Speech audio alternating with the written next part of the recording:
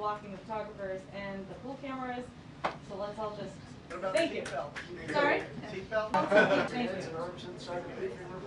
Yeah.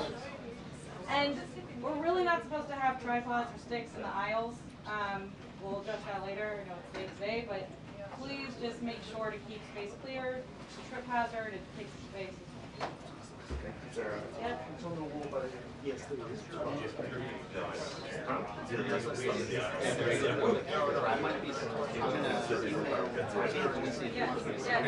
Yes. One more. Sorry, guys. One more. The briefing room seats are assigned, so please allow people who are assigned to their seats to sit in their seat. If somebody shows up, if you are sitting in someone's seat that is not yours, and they show up, you need to vacate the seat for the person who is assigned to that seat.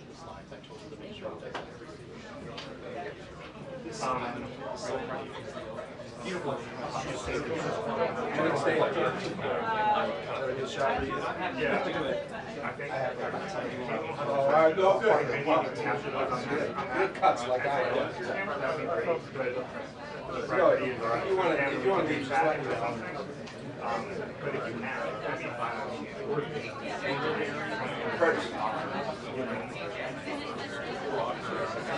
I did, and it worked.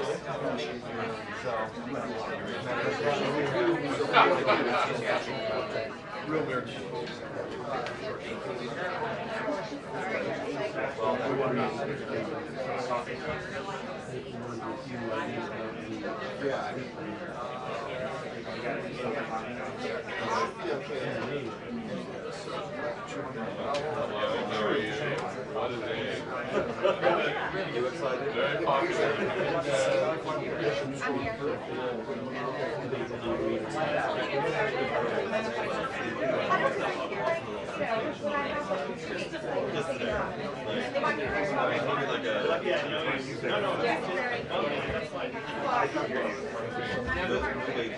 Pardon me?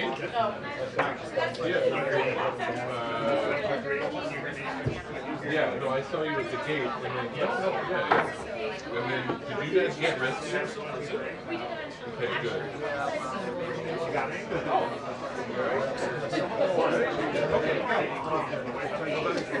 Better than nothing. Anything else? I want to feel like you were bad by me. But intense matter or something, you know? But congratulations.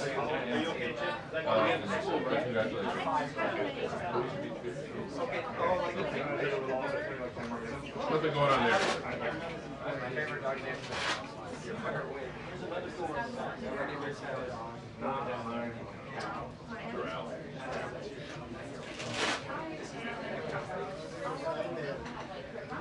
We're in the first term, but news cycle or the intersection of businesses and like that.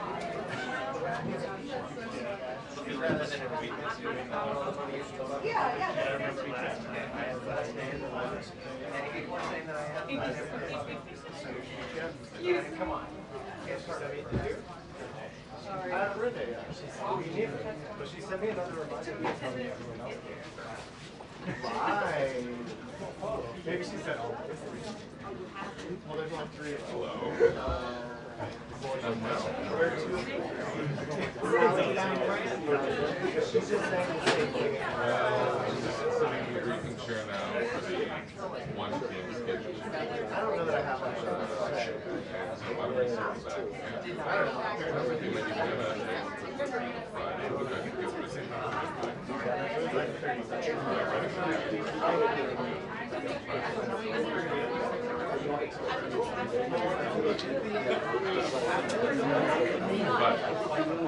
regardless, so we have statements from about the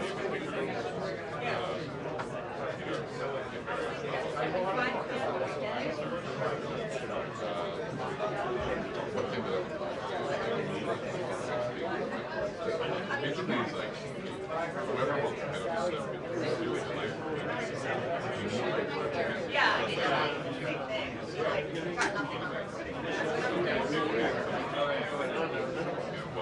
pedestrian part is I think that's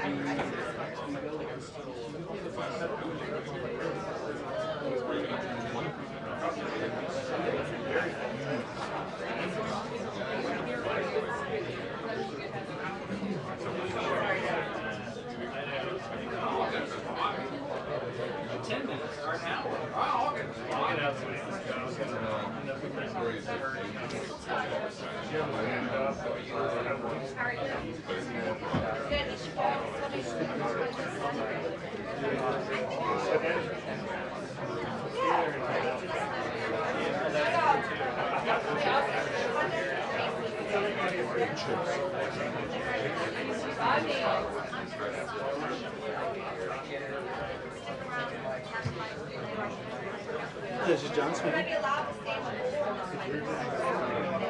mean, let me check with Justin. My understanding Yes, I told him that he needed to be asleep before and after all the slides. no, that makes sense. Who is the same height as Yes. Yeah, he should be like that, and again, I'll just double check with him when he comes in to make sure that he's aware of that. Exactly.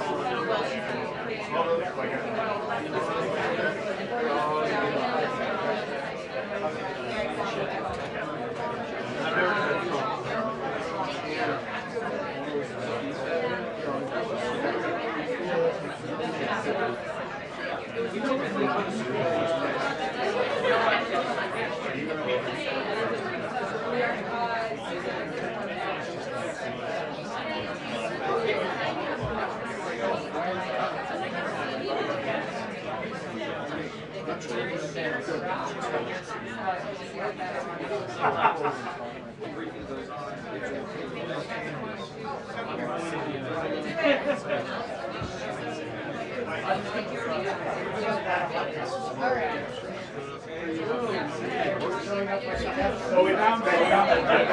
That's why I was like,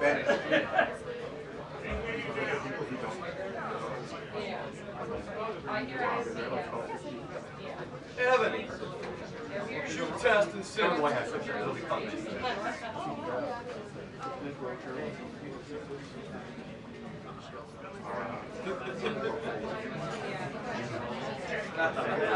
I wasn't here. Just my daughter.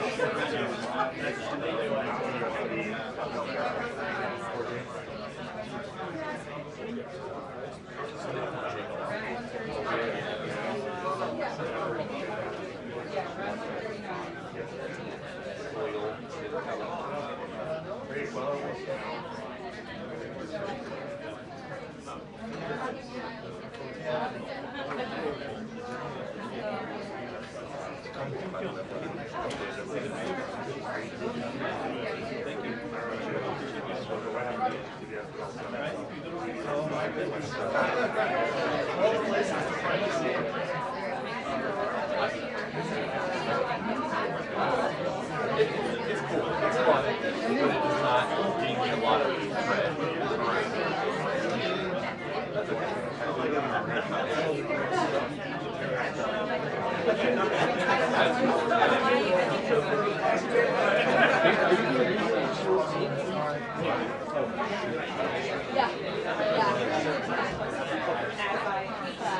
I would never dare block. I would never dare block. Just check.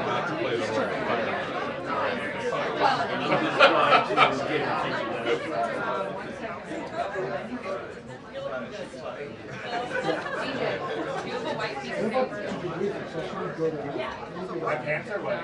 That you suit is wet.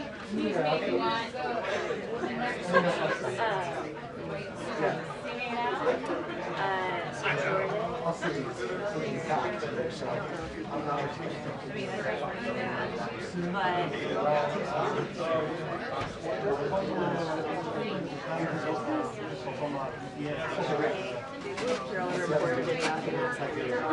Okay. Well, try to get back there. Like, even in the back corner, if you can't, just ask me to drop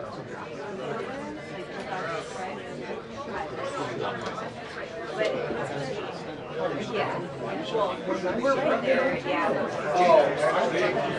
What's up? Hold on.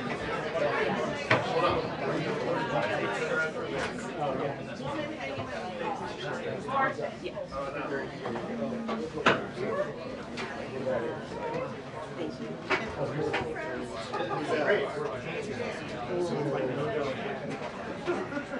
Gotta fight through it. Gotta fight through it. Hi.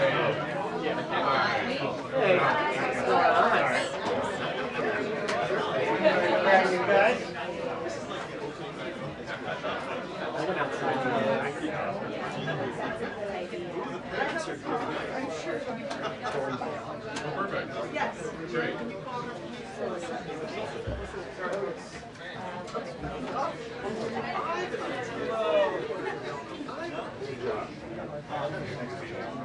Pardon me? Does that mean you're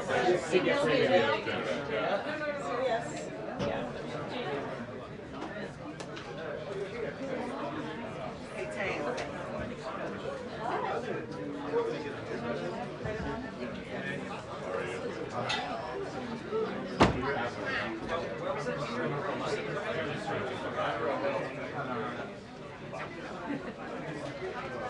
Oh my God, Grace by Caitlin Collins? What the hell? Caitlin Collins, the queen of CNN. You are now back home. How does it feel? You're back home. Feels good? It's purple. Okay. Okay, before we get started, final reminder, if somebody comes and it is their seat that you're sitting in, please vacate it for them. Keep the aisle, keep a space in the aisle so that the photographers can move around, and please don't put your cell phones up too high to block the cameras. Thank you all. I know we never got this before.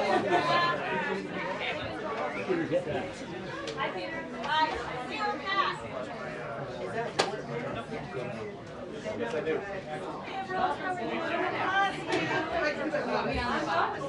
Go through that way. But you're not going to get Very well.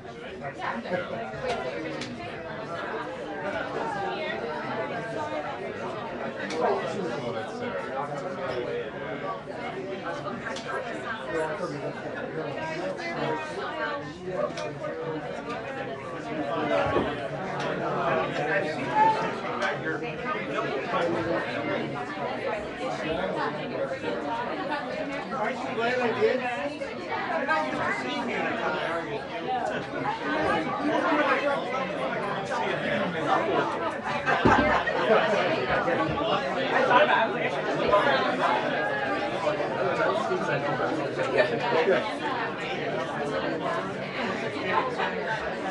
I wish I could hand the camera to show you. Actually, this is safe.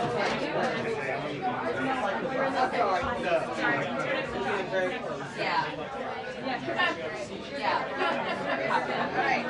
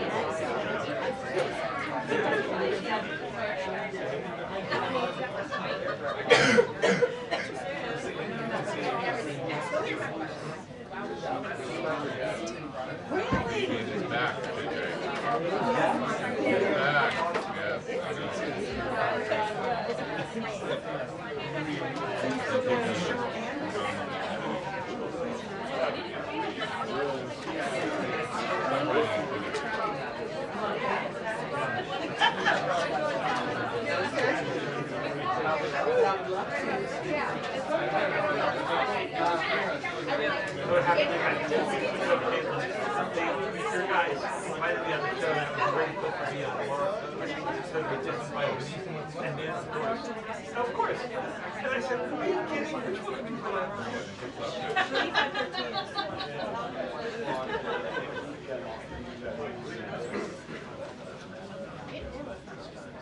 All right, guys, this is the first briefing. This room is even Casey Collins is here.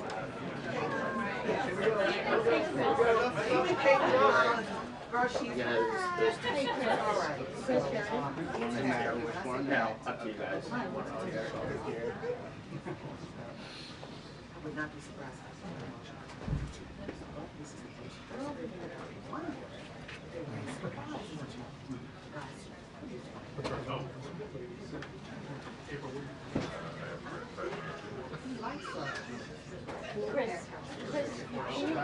It's very proud of us.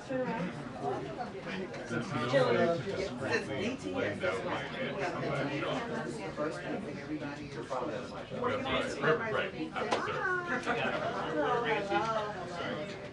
We're here to report. Did y'all like that? Okay. I got you. I'm tweeting it. Yeah. Well, no, I'm IGing it.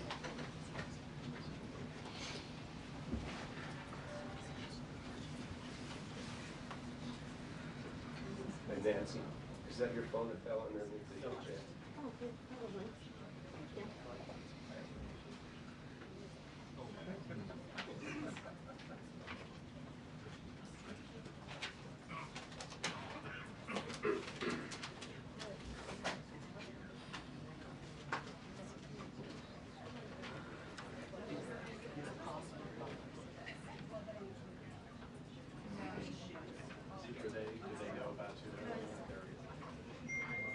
Of course, that's the question. That remains to be seen. Obviously, White House briefings were a huge point of interest in the first Trump administration, and I can tell you it seems to be the way today. This is a very packed briefing room. It is essentially a standing room only around the seats that you are seeing here, and that is because we are expecting the White House Press Secretary, Karoline Leavitt, to come out at any moment and take questions from reporters.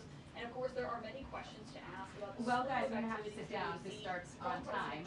I'll tell you, it took a while just to get to my seat because the room is packed with people. I mean, I've never seen it like this in here the whole time I covered President Biden. This is obviously the first briefing of this new Trump administration, and there's no shortage of things to ask about. I mean, day one, there were 200 or so executive actions that were taken.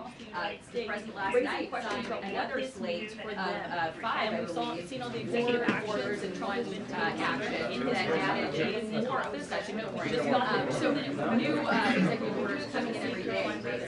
The news she's out in that's away about the memo that caused all the federal funding. She will not be a stranger to any of his supporters. She ran unsuccessfully for a Congress seat in New Hampshire, and now, of course, she will be taking the podium at a time when there are a lot of questions about all of the activity that we've seen on the West Wing in just over a week of Trump's second term for us. Thank you.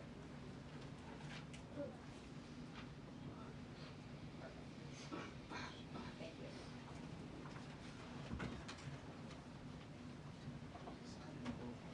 Was it, maybe they're taking the wrong mic.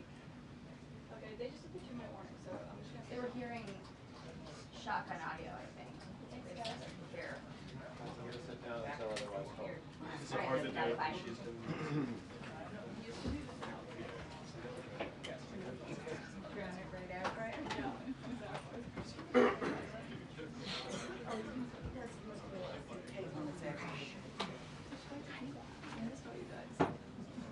Oh my God, Mike Adams, Mike, this is really big.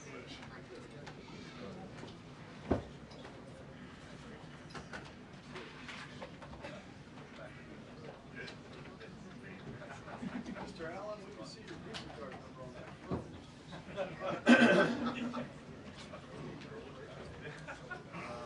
One of them turned 18 and the other will be 15 next. Yes, driving, college. You know?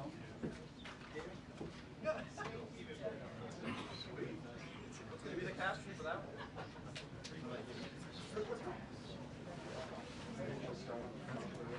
No, that's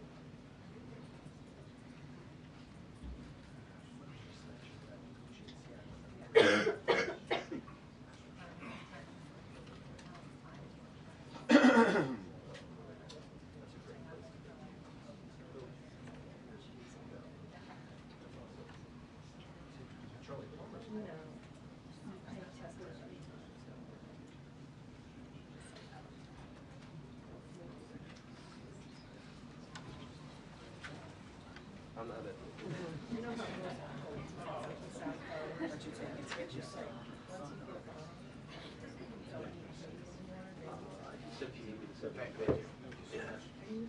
Just for the entrance. Oh, you're all good. I've never even seen this room yet, so it's kind of crazy. It's packed. No. Not since 4 years ago like this. Oh, like a tuna fish. Yeah. Imagine being back there. Sardine. Good afternoon, everybody. How are we? Good to see all of you. It's an honor to be here with all of you. A lot of familiar faces in the room, a lot of new faces. And President Trump is back, and the golden age of America has most definitely begun. The Senate has already confirmed 5 of President Trump's exceptional cabinet nominees: Secretary of State Marco Rubio, Defense Secretary Pete Hegseth, CIA Director John Ratcliffe, Homeland Security Secretary Kristi Noem, and Treasury Secretary Scott Bessent. It is imperative that the Senate continues to confirm the remainder of the president's well-qualified nominees as quickly as possible. As you have seen during the past week, President Trump is hard at work fulfilling the promises that he made to the American people on the campaign trail. Since taking the oath of office, President Trump has taken more than 300 executive actions, secured nearly $1 trillion in U.S. investments, deported illegal alien rapists, gang members, and suspected terrorists from our homeland, and restored common sense to the federal government. I want to take a moment to go through some of these extraordinary actions. On day 1, President Trump declared a national emergency at our southern border to end the 4-year-long invasion of illegal aliens under the previous administration. Additionally, President Trump signed an executive order to end catch and release and finish construction of his effective border wall. By using every lever of his federal power, President Trump has sent a loud and clear message to the entire world. America will no longer tolerate illegal immigration, and this president expects that every nation on this planet will cooperate with the repatriation of their citizens. As proven by this weekend, when President Trump swiftly directed his team to issue harsh and effective sanctions and tariffs on the Colombian government, upon hearing they were denied a U.S. military aircraft full of their own citizens who were deported by this administration. Within hours, the Colombian government agreed to all of President Trump's demands, proving America is once again respected on the world stage. So, to foreign nationals who are thinking about trying to illegally enter the United States, think again. Under this president, you will be detained and you will be deported. Every day, Americans are safer because of the violent criminals that President Trump's administration is removing from our communities. On January 23rd, ICE New York arrested a Turkish national for entry without inspection who is a known or suspected terrorist. On January 23rd, ICE San Francisco arrested a citizen of Mexico unlawfully present in the United States who has been convicted of continuous sexual abuse of a child aged 14 years or younger. ICE St. Paul has arrested a citizen of Honduras who was convicted of 4th-degree criminal sexual conduct with a minor. ICE Buffalo arrested a citizen of Ecuador who has been convicted of rape. ICE Boston arrested a citizen of the Dominican Republic who has a criminal conviction for 2nd-degree murder. This criminal was convicted of murder for beating his pregnant wife to death in front of her 5-year-old son. And ICE St. Paul also arrested a citizen of Mexico who was convicted of possessing pornographic material of a minor on a work computer. These are the heinous individuals that this administration is removing from American communities every single day, and to the brave state and local law enforcement officers, CBP, and ICE agents who are helping in the facilitation of this deportation operation, President Trump has your back, and he is grateful for your hard work. On the economic front, President Trump took immediate action to lower costs for families who are suffering from 4 long years of the Biden administration's destructive and inflationary policies. President Trump ordered the heads of all executive departments and agencies to help deliver emergency price relief to the American people, untangle our economy from Biden's regulatory constraints, and end the reckless war on American energy. President Trump also signed sweeping executive orders to end the weaponization of government and restore common sense to the federal bureaucracy. He directed all federal agencies to terminate illegal diversity, equity, and inclusion programs to help return America to a merit-based society. President Trump also signed an executive order declaring it is now the policy of the federal government that there are only two sexes, male and female. Sanity has been restored. Before I take your questions, I would like to point out to all of you once again have access to the most transparent and accessible president in American history. There has never been a president who communicates with the American people and the American press corps as openly and authentically as the 45th and now 47th president of the United States. This past week, President Trump has held multiple news conferences, gaggled on Air Force One multiple times, and sat down for a two-part interview on Fox News, which aired last week. As Politico summed it up best, Trump is everywhere again. And that's because President Trump has a great story to tell about the legendary American revival that is well underway. And in keeping with this revolutionary media approach that President Trump deployed during the campaign, the Trump White House will speak to all media outlets and personalities, not just the legacy media who are seated in this room. Because according to recent polling from Gallup, Americans' trust in mass media has fallen to a record low. Millions of Americans, especially young people, have turned from traditional television outlets and newspapers to consume their news from podcasts, blogs, social media, and other independent outlets. It's essential to our team that we share President Trump's message everywhere and adapt this White House to the new media landscape in 2025. To do this, I am excited to announce the following changes will be made to this historic James S. Brady briefing room, where Mr. Brady's legacy will endure. This White House believes strongly in the First Amendment, so it's why our team will work diligently to restore the press passes of the 440 journalists whose passes were wrongly revoked by the previous administration. We're also opening up this briefing room to new media voices who produce news-related content and whose outlet is not already represented by one of the seats in this room. We welcome independent journalists, podcasters, social media influencers, and content creators to apply for credentials to cover this White House. And you can apply now on our new website, whitehouse.gov/new media. Starting today, this seat in the front of the room, which is usually occupied by the press secretary's staff, will be called the new media seat. My team will review the applications and give credentials to new media applicants who meet our criteria and pass United States Secret Service requirements to enter the White House complex. So in light of these announcements, our first questions for today's briefing will go to these new media members whose outlets, despite being some of the most viewed news websites in the country, have not been given seats in this room. And before I turn to questions, I do have news directly from the President of the United States that was just shared with me in the Oval Office from President Trump directly, an update on the New Jersey drones. After research and study, the drones that were flying over New Jersey in large numbers were authorized to be flown by the FAA for research and various other reasons. Many of these drones were also hobbyists, recreational, and private individuals that enjoy flying drones. In time, it got worse due to curiosity. This was not the enemy. A statement from the President of the United States to start this briefing with some news. And with that, I will turn it over to questions. And we will begin with our new media members, Mike Allen from Axios, Matt Boyle from Breitbart. Mike, why don't you go ahead? Thank you very much. Caroline, does the President see anything fishy about DeepSeek, either its origins or its cost?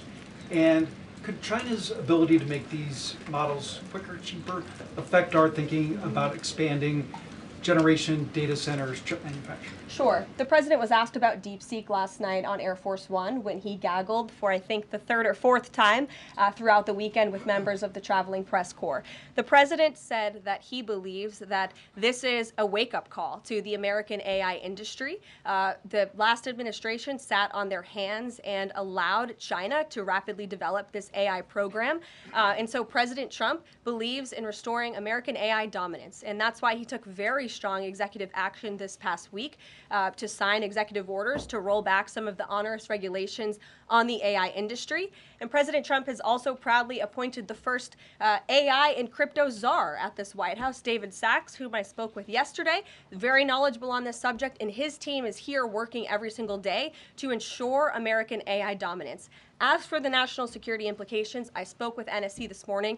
They are looking into what those may be, and when I have an update, I will share it with you, Mike. Karoline, you say restore U.S. dominance. Is there a fear that the U.S. either is falling or has fallen behind? And how would the president make sure the U.S. stays ahead? No, the president is confident that we will restore American dominance in AI. Yeah, so Karoline, first off, thank you to you and President Trump for actually giving voices to new media outlets that represent millions and millions of Americans. The thing I would add, I've got a two-part question for you. The first is just can you expand upon what steps the White House is going to take to bring more voices, not less, which is what our founder, Andrew Breitbart, believed in, into this room where they rightly belong? Yeah. Absolutely. And as I said in my opening statement, Matt, it is a priority of this White House to honor the First Amendment. And it is a fact that Americans are consuming their news media from various different platforms, especially young people. And as the youngest press secretary in history, thanks to President Trump, I take great pride in opening up this room to new media voices to share the president's message with as many Americans as possible. In doing so, number one, we will ensure that outlets like yours, Axios and Breitbart, which are widely respected and viewed outlets, have an actual seat in this room every day. We also, again, encourage anybody in this country, whether you are a TikTok content creator, a blogger, a podcaster, if you are producing legitimate news content, no matter the medium, you will be allowed to apply for press credentials to this White House. And as I said earlier, our new media website is whitehouse.gov/new media. And so we encourage people to apply. Again, as long as you are creating news-related content of the day and you're a legitimate independent journalist, you're welcome to cover this White House. And secondly, Karoline, you said you laid out several of the actions that President Trump has taken. That obviously it's a stark contrast to the previous administration, a breakneck speed from President Trump. Can we expect that pace to continue as the first 100 days moves along here and beyond that? Absolutely. There's no doubt President Trump has always been the hardest working man in politics. I think that's been proven over the past week. This president has again signed more than 300 executive orders. He's taken historic action. I gaggled aboard Air Force One to mark the first 100 days of this administration, 4 p.m. last Friday, or first 100 hours rather. And this president did more in the first 100 hours than the previous president did in the first 100 days. So President Trump, I think you can all expect for him to continue to work at this breakneck speed, so I hope you're all ready to work very hard. I know that we are. Zeke Miller. Thanks, Karoline. A question that we've asked your predecessors of both parties in this job. When you're up here in this briefing room speaking to the American public, do you view yourself and your role as speaking on, advocating on behalf of the president or providing the unvarnished truth that is, not to lie, not to obfuscate to the American people? I commit to telling the truth from this podium every single day. I commit to speaking on behalf of the President of the United States. That is my job. And I will say it's very easy to speak truth from this podium when you have a president who is implementing policies that are wildly popular with the American people, and that's exactly what this administration is doing. It's correcting the lies and the wrongs of the past 4 years, many of the lies that have been told to your faces in this very briefing room. I will not do that.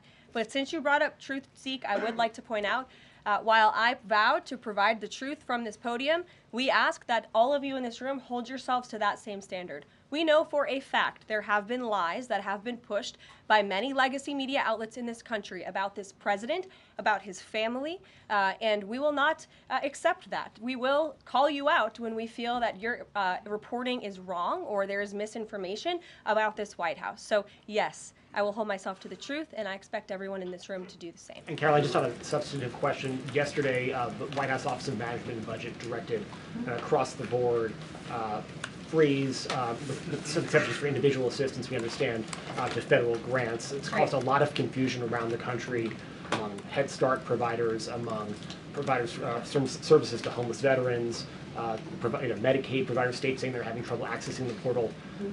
Could you help us clear up some of the confusion, Yes. give some certainty to folks? And also, is that uncertainty, how does that uncertainty service the president's voters?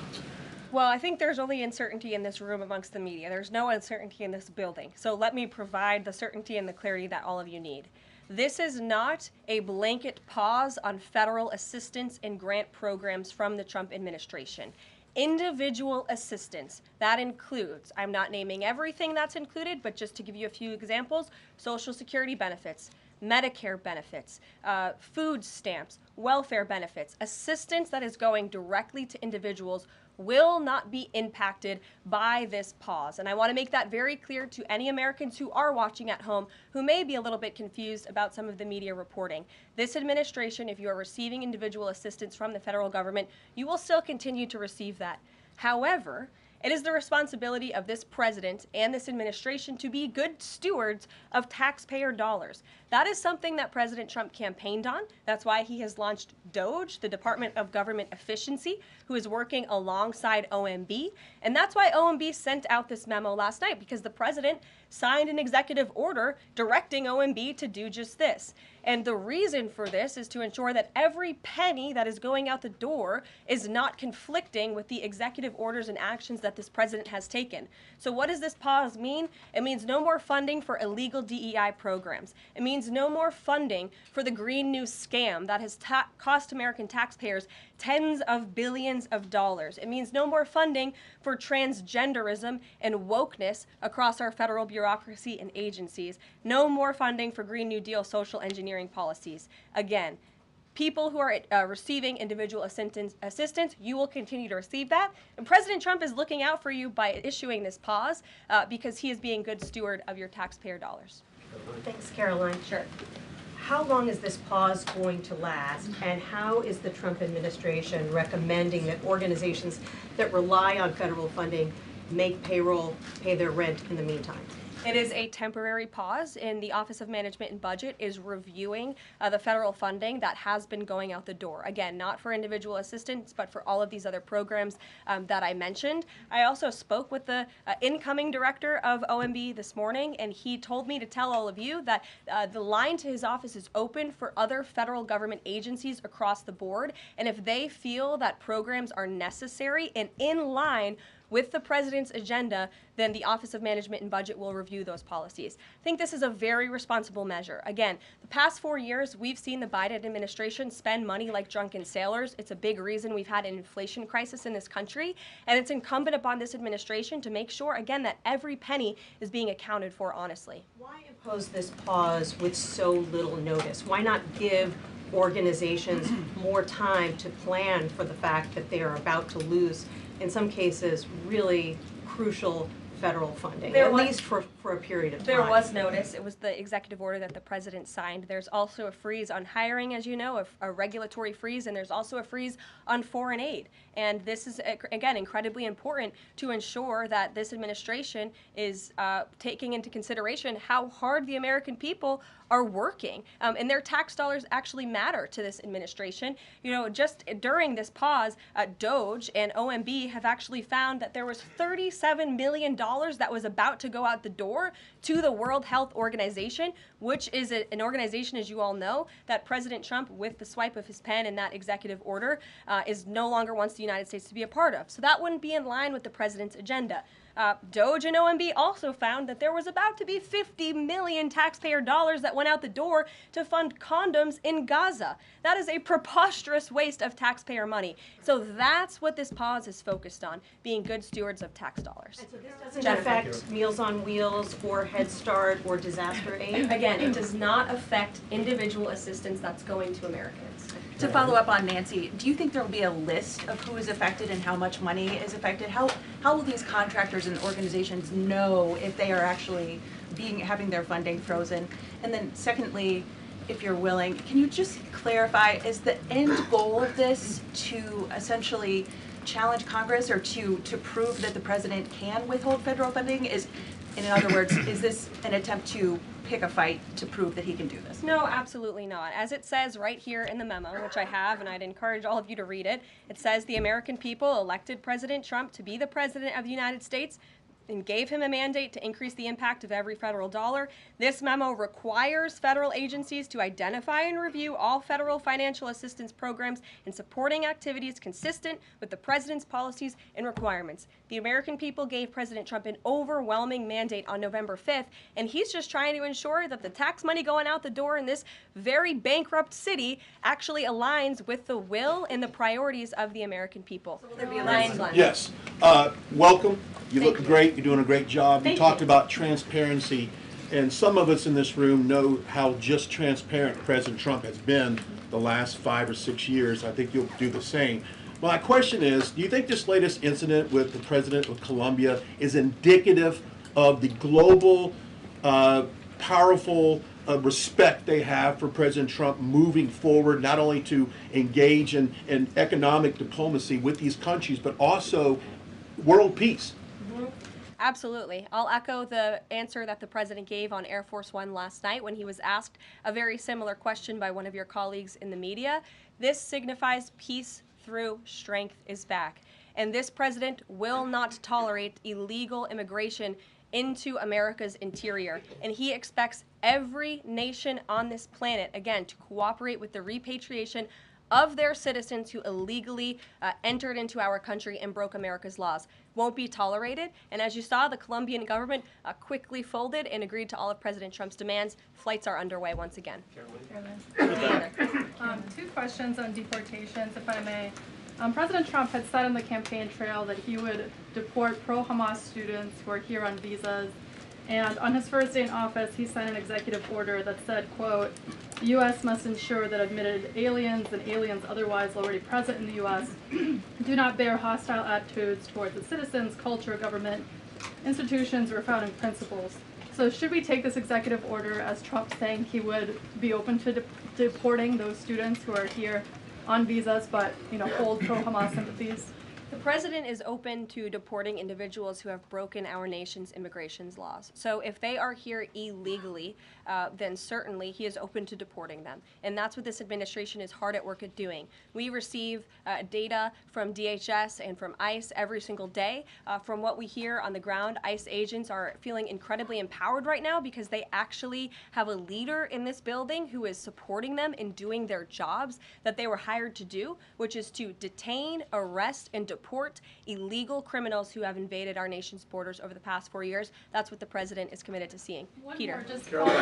Very quickly, just following up on the question on immigration first. President Trump, during the course of the campaign in 2024, said the following about illegal immigration. He said, they're going back home where they belong, and we start with the criminals. There are many, many criminals. NBC News has learned that ICE arrested 1,179 undocumented immigrants on Sunday, but nearly half of them, 566 of the migrants, appear to have no prior criminal record besides entering the country illegally. Is the president still focused exclusively, which is a civil crime, it's not criminal? It's a federal crime.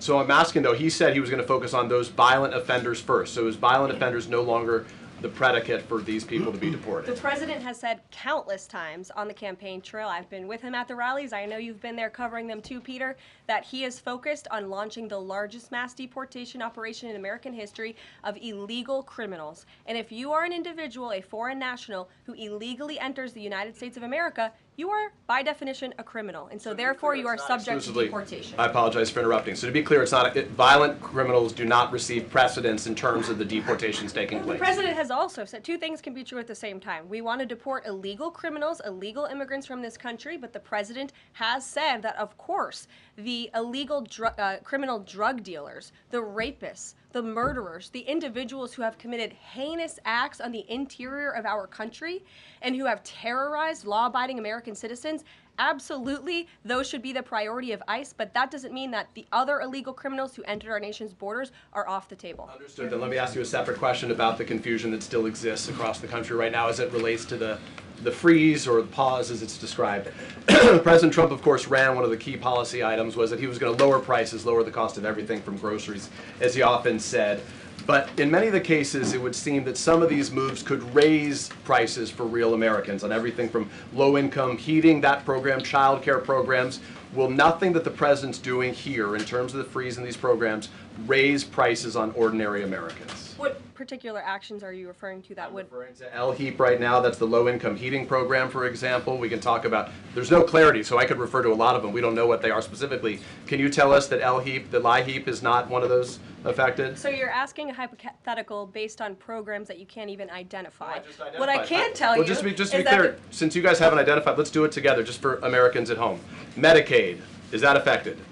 I gave you a list of examples: Social Security, Medicare, welfare benefits, food stamps that will not be impacted by this federal pause. I can get you the full list after this briefing from the Office of Management and Budget. But I do want to address the cost cutting because that's certainly very important and cutting the cost of living in this country.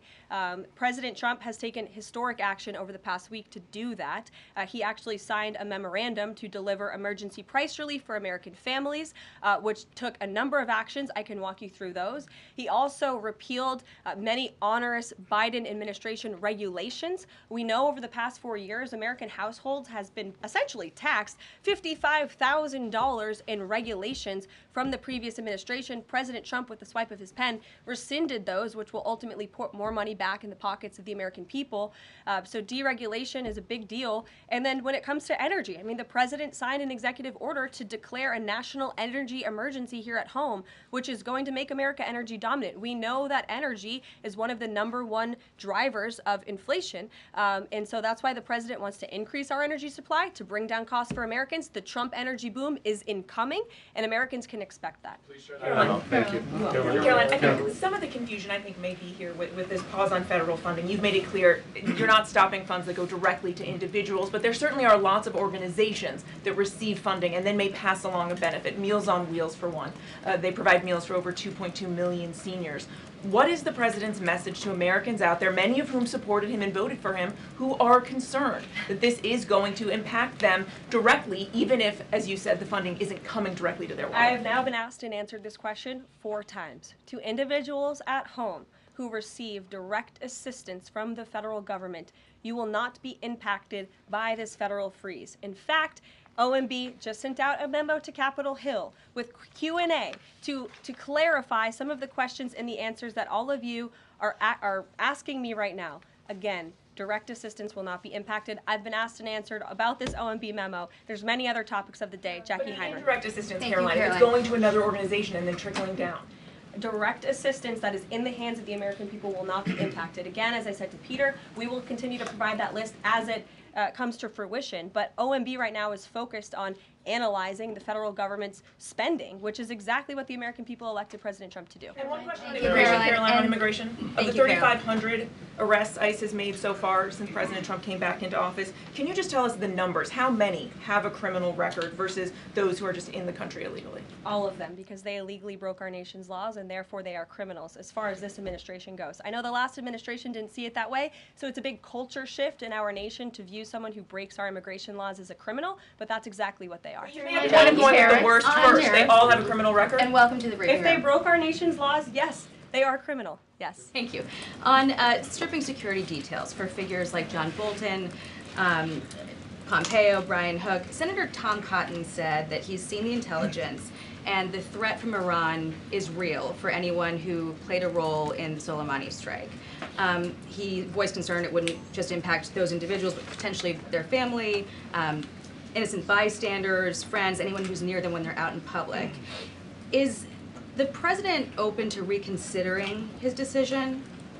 The president was asked and answered this yesterday, and he was firm in his decision despite some of the comments that you had referenced, and he's made it very clear that he does not believe American taxpayers should fund security details for individuals who have served in the government for the rest of their lives, and there's nothing stopping these individuals that you mentioned from obtaining private security. That's where the president stands on it. I have no updates on that. Is there any concern that this decision might jeopardize the administration's ability to hire the best advisors for these kinds of positions in the future. No, in fact, I've talked to the Presidential Personnel Office, who has told me directly that there is such an influx of resumes for this administration that it's incredibly overwhelming. There is no lack of talent for the Trump administration. Reagan, would he take any responsibility if anything happened to these people? Would he feel at all that his decision was a factor in that? The President was asked and answered this yesterday. I defer you to his comments. Caroline. Reagan, since you're in the back row, I hear you. The back row hasn't gotten much attention in the last 4 years, so I'm happy to answer your question. And I can project.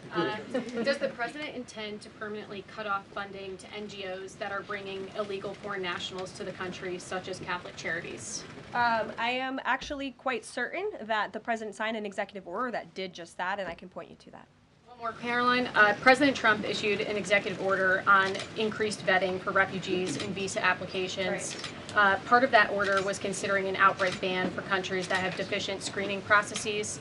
Has the President considered yet which countries might fall into this category, or countries like Afghanistan or Syria under consideration for a full ban? Yeah, so the President signed an executive order to streamline the vetting for visa applicants and for illegal immigrants in this country who are coming, of course, from other nations. It also directed the Secretary of State to review the process and make sure that other countries around the world are being completely transparent with our nation and the individuals that they are sending here. And so the Secretary of State has been directed to report back to the President. I haven't seen that report yet. We've only been here for a few days. One on the freeze in federal funding. Who advised the President on the legality of telling government agencies that they don't have to spend money that was already appropriated by Congress? Well, as the OMB memo states, this is certainly within the confines of the law. So White House counsel's office believes that this is within the President's power to do it, and therefore he's doing it. Okay, so they disagree with lawmakers who say that they don't have the power to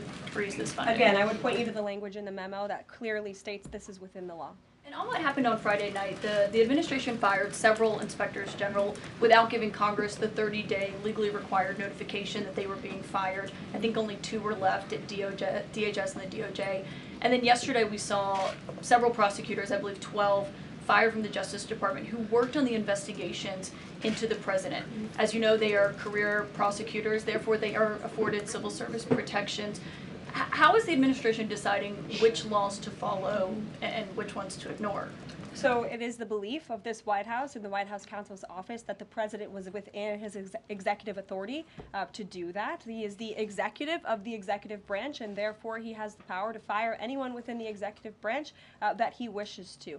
There's also a case that went before the Supreme Court in 2020, Scala Law LLC versus the Customs, Bureau Protection. I would advise you to look at that case, and that's the legality that this White House was resting on. So you're confident that if they bring lawsuits against you, those prosecutors who were fired, that they will succeed? We will win in court. And yes. Did he personally direct this, given they worked on the classified documents investigation and the election interference investigation? This was a memo that went out by the Presidential Personnel Office, and the President is the leader of this White House. So yes. Yes. Caroline. Caroline? Sure. Thank you. Congrats on your first day on the podium. Thank you. President Trump ended funding for UNRWA and also designated the Houthis a foreign terrorist organization. That's right. Both were decisions that the previous administration had reversed. So here's my question. Will there be an investigation into who gave the previous administration this terrible advice? Well, that's a very good point. I haven't heard discussions about such an investigation, but it wouldn't be a bad idea considering that the Houthis certainly are terrorists. They have launched attacks on U.S. naval ships across this world, and so I think it was a very wise move by this administration to redesignate them as a terrorist group, because they are, and I think it was a foolish decision by the previous administration to do so. As for an investigation, I'm not sure about that, but it's not a bad idea. Josh. Thank you for the question. I appreciate it. Can you give us an update on the President's plans for his tariff agenda? He spoke a lot about this yesterday, and there's a couple of dates coming up that he's spoken to. Number one, February 1st, he's alluded to both the potential for tariffs for Canada and Mexico, but also China to take effect on those days. What's he thinking about that? Yeah. Should those countries expect that? Again, he was asked and answered this question this past weekend when he took a lot of questions from the press, and he said that the February 1st date for Canada and Mexico still holds. The China 10% tariff that he also had mused about last Tuesday going into effect on the same day. Yeah, the president has said that he is very much still considering that for February 1st. Yesterday he talked also about sectoral tariffs on, for instance, pharmaceuticals as well as semiconductor computer chips. He talked about steel, aluminum, and copper. What's the timeline on those? Is that a similar sort of coming days thing? Or? Yeah, so when the president talked about that in his speech yesterday, that actually wasn't a new announcement. That was within a presidential memorandum that he signed in one of the first days here in the White House on his America First trade agenda. So there's more details on those tariffs in there. As far as a date, I don't have a specific date to read out to you, but the president is committed to implementing tariffs effectively, just like he did in his first term. Finally, he also was asked on the plane when he gaggled about the potential for a universal tariff. He was asked maybe about 2.5%. There was a report about that. He said he wanted much bigger than that. Should we understand that these tariffs would add up? You know, in other words, you might have country-specific tariffs like Canada, Mexico, China. You might have sectoral tariffs like on pharmaceuticals, as well as a potential universal tariff on top of that. Do these stack on one or the other, or would one sort of take precedence over another? All I can point you to is what the president has said on this front. The February 1st date for Canada and Mexico, also the China tariff that he has discussed. He rejected the 2.5% tariff. He said that was a little bit too low. He wants it to be higher. I'll leave it to him to make any decisions on that front. Phil Weigman. What the Mexicans and Canadians have done so far, do you have any comment on whether that has met the bar, what he wants to see on fentanyl? Thank you. I won't get ahead of the president again on advocating to foreign nations on what they should or shouldn't do to get away from these tariffs. The president has made it very clear, again, that he expects every nation around this world to cooperate with the repatriation of their citizens, and the president has also put out specific statements in terms of Canada and Mexico when it comes to what he expects in terms of border security. We have seen a historic level of cooperation from Mexico, but again, as far as I'm still tracking, and that was last night talking to the president directly, February 1st is still on the books. Phil. Thank you, Caroline. Quick programming note and then a question on taxes. Well, in terms of programming, should we expect to see you here every day? How frequently will these press briefings be? It is a good question, April. So look, the president, as you know, is incredibly accessible. First day here, he wanted all of you in the Oval Office. You got a 60-minute press conference with the leader of the free world while he was simultaneously signing executive orders. I may add that's pretty impressive. I don't think the previous office holder would be able to pull such a thing off. So look, the president is the best spokesperson that this White House has, and I can assure you that you will be hearing from both him and me as much as possible. And then a question about tax cuts. You know, the president has promised to extend the tax cuts from the previous term. I'm curious, you know, does the president support corresponding spending cuts as some Republicans have called for in Congress? And will the new Treasury Secretary be leading those negotiations with the Hill as Mnuchin did during the first administration? The president is committed to both tax cuts and spending cuts, and he has a great team negotiating on his behalf, but there's no better negotiator than Donald Trump, and I'm sure he'll be involved in this reconciliation process as it moves forward. Caroline, in the announcement that you made last night on the Iron Dome, it said the president had directed that the United States will build this Iron Dome. Yeah. When you read into the executive order, it seemed short of that. It asked for a series of studies and reports back to him. Can you tell us whether the president has directed this? And if he is this concerned on this issue, why the suspensions that we saw listed by OMB included so many different nuclear programs, non-proliferation programs, programs to blend down nuclear weapons, and so forth? First of all, when it comes to the Iron Dome, the executive order directed the implementation of an Iron Dome. It also, as you said, kind of directed research and studies to see if or how the United States can go about doing this, particularly the Department of Defense. When it comes to the other question that you asked about those specific programs, again, I would say this is not a ban. This is a temporary pause and a freeze to ensure that all of the money going out from Washington, D.C. is aligned with the president's agenda. And as the Office of Management and Budget has updates on what will be kickstarted once again, I will provide those to you. Just to clarify for a sec what you were saying before on Medicaid. It wasn't clear to me whether you were saying that no Medicaid would be cut off. Obviously, a A lot of this goes to states before it goes to individuals and so forth. So are you guaranteeing here that no individual now on Medicaid would see a cutoff because of the pause? I'll check back on that and get back to you. John. Thanks a lot, Caroline. As you know, in the first week that the president was in office, signed an executive order as it relates to birthright citizenship, trying to eliminate that. Now, 22 state attorney generals have said that this is unconstitutional. A federal judge has just agreed with their argument. What's the administration's argument for doing away with birthright citizenship?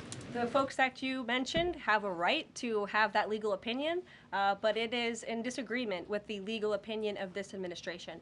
This administration believes that birthright citizenship is unconstitutional, and that is why President Trump signed that executive order. Illegal immigrants who come to this country and have a child are not subject to the laws of this jurisdiction. That's the opinion of this administration. We have already appealed the lawsuit that was filed against this administration, and we are prepared to fight this all the way to the Supreme Court if we have to, because President Trump believes that this is a necessary step to secure our nation's borders and protect our homeland. On foreign policy, Caroline, on foreign policy, if I may, the president's commitment to the NATO Defense Alliance, is it as strong as the prior administration? Is it the same as when he served as president in his first term in office? As long as NATO pays their fair share, and President Trump has called on NATO allies to increase their defense spending to 5%.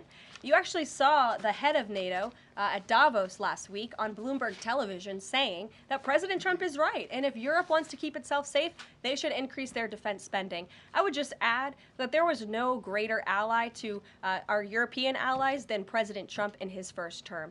The world for all nations in Europe and of course here at home was much safer because of President Trump's peace through strength diplomatic approach. Monica. Thank you, Caroline, and it's great to finally be called on as well in the briefing room. I appreciate that. Of course, we know President Trump just got back from North Carolina and California meeting with victims of natural disasters. There's the 2-year anniversary of the East Palestine, Ohio toxic train derailment. Does the president have any plans to go visit the victims of that toxic spill or just visit in general?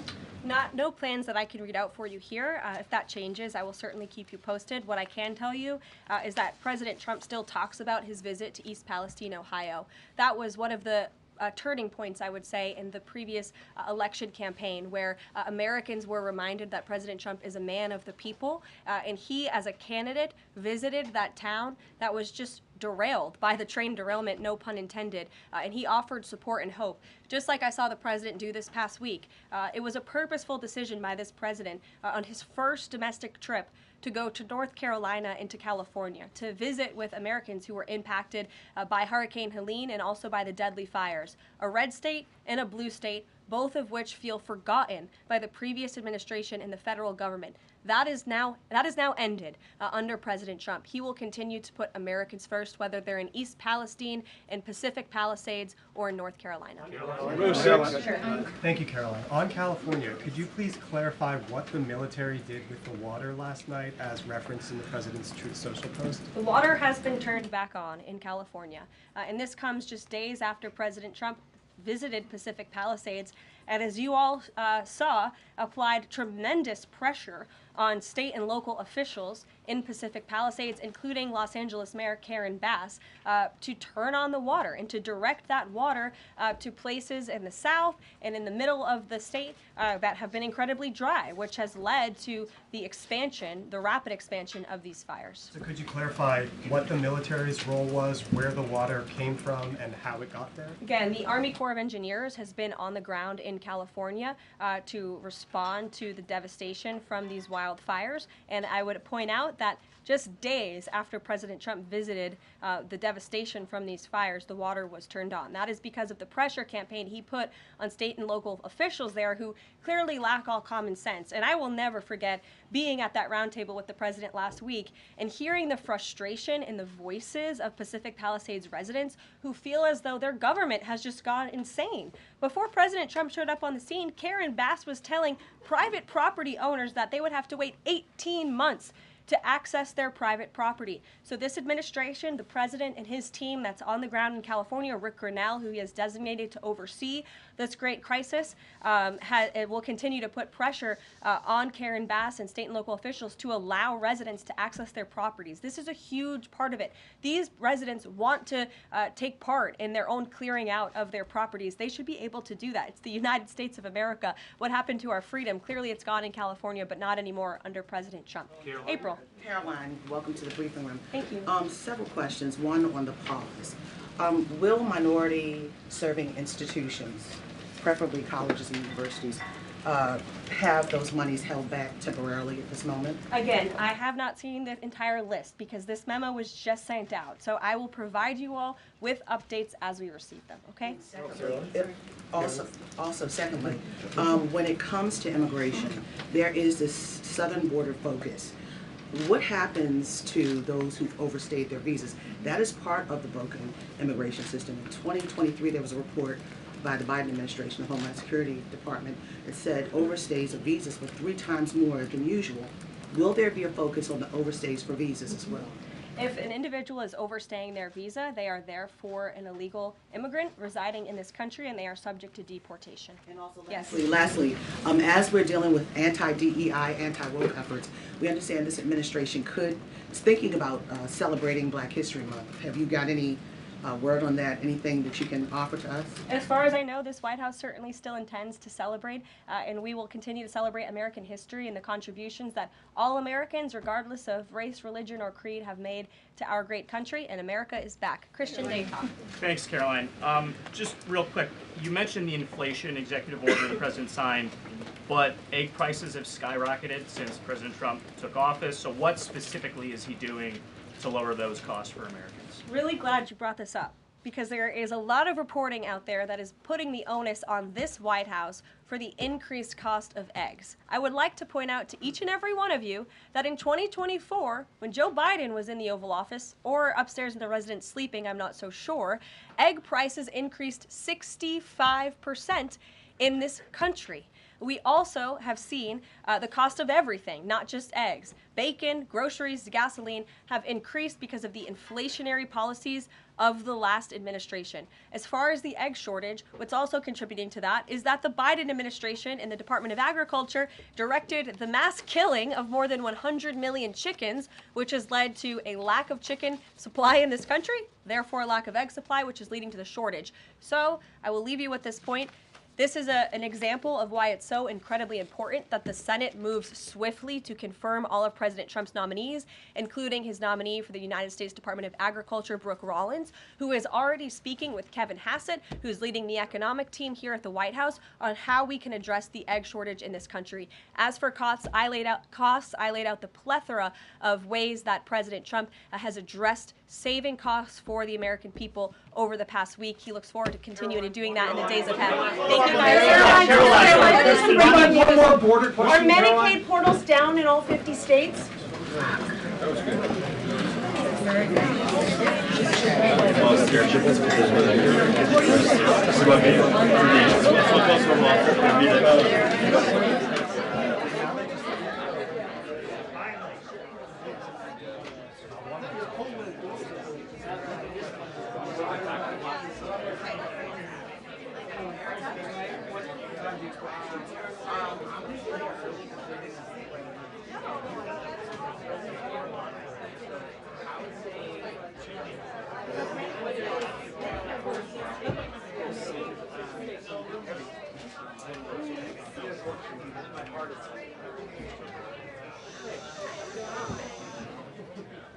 You want me to get a card down for you?